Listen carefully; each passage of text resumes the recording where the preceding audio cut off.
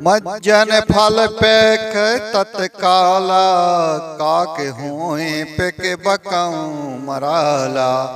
सुन आचरज करे जन कोई, सतसंगति महिमा नहीं गोई। इस तीर्थराज में स्नान का फल तत्काल ऐसा देखने में आता है कि कौवे कोयल बन जाते हैं और बगुले हंस। यह सुनकर कोई आश्चर्य न करे, क्योंकि सत्संग की महिमा छिपी नहीं है। वाल्मीकि नारद घट जोनी, निज निज मुख निकही निज होनी। जल चर थल चर नभ चर नाना, जे जड़ चेतन जीव जहाना।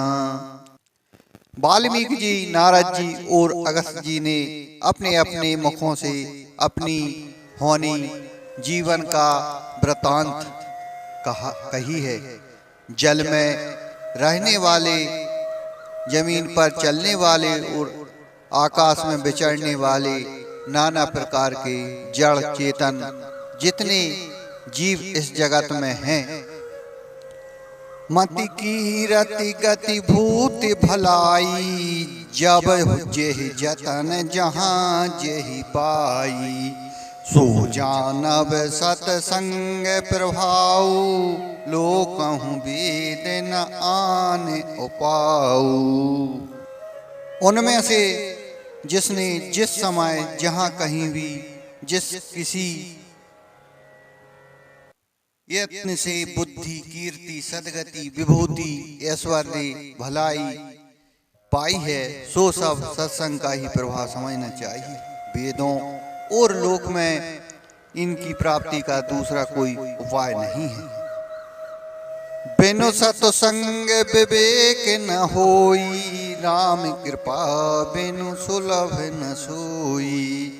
सत्संगत मुद मंगल मूला, सोए फल सिद्ध सब साधन फूला। सत्संग के बिना विवेक नहीं होता और श्री राम जी की कृपा के बिना वह सत्संग सहज में मिलता नहीं। सत्संगति आनंद और कल्याण की जड़ है। सत्संग की सिद्धि प्राप्ति ही फल है और सब साधन तो फूल हैं। सट सुध रही सत्संगति पाई, पारस परस कुधात सुहाई। विधि बस सुजन कुसंगत परही, फनि मन सम निज गुण अनुसरही। दुष्ट भी सत्संगति पाकर सुधर जाते हैं, जैसे पारस के स्पर्श से लोहा सुहावना हो जाता है, सुंदर सोना बन जाता है। किंतु देवयुग से यदि कभी सज्जन कुसंगति में पड़ जाते हैं तो वे जहाँ भी सांप की मणि के समान अपने गुणों का अनुसरण करते हैं। अर्थात जिस प्रकार सांप का संसर्ग पाकर भी मणि उसके विष को ग्रहण नहीं करती तथा अपने सहज गुण प्रकाश को नहीं छोड़ती, उसी प्रकार साधु पुरुष दुष्टों के संग में रहकर भी दूसरों को प्रकाश ही देते हैं। दुष्टों का उन पर कोई प्रभाव नहीं पड़ता। विधि हरिहर कवि को विद्वानी, कहत साधु महिमा सकुचानी। सोमूसन कहे जात न कैसे, साक बन के मन गुण गण जैसे।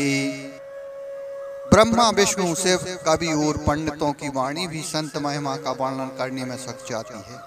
वह मुझसे किस प्रकार नहीं कही जाती, जैसे साग तरकारी बेचने वाले से मणियों के गुण समूह नहीं कहे जा सकते।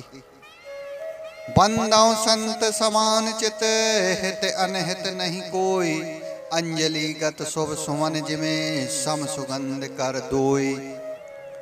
मैं संतों को प्रणाम करता हूँ जिनके चित्त में समता है, जिनका ना कोई मित्र है और ना शत्रु। जैसे अंजलि में रखे हुए सुंदर फूल, जिस हाथ ने फूलों को तोड़ा जिसने उनको रखा, उन दोनों ही हाथों को समान रूप सुगंधित करते हैं। वैसे संत शत्रु और मित्र दोनों का ही समान रूप से कल्याण करते हैं। संत सरल चित जगत हित, जान स्वभाव सनेऊ। बाल विनय सुन करि कृपा राम चरण रति देव। संत सरल हृदय और जगत के हितकारी होते हैं। उनके ऐसे स्वभाव और स्नेह को जानकर मैं विनय करता हूँ। मेरी इस बाल विनय को सुनकर कृपा करके श्री राम जी के चरणों में मुझे प्रीति दें।